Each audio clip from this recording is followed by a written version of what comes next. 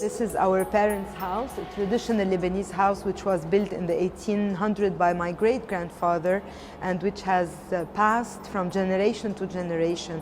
This house survived through the war, but after the blast, the house was blown away. We didn't know where to start or what to do, so we asked for help to save the house from collapsing.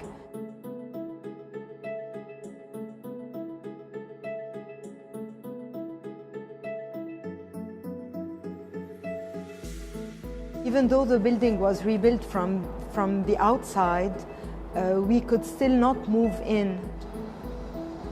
And that's when a small miracle happened. We received a message from Togetherly Beirut, the House of Christmas and Beirut Heritage Initiative, in respect of the works to be done to the interior of the house.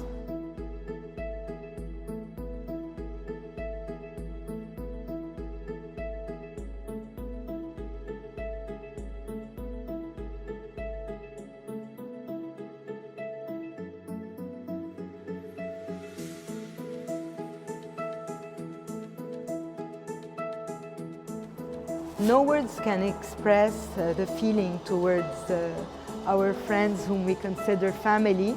We are forever grateful for their intervention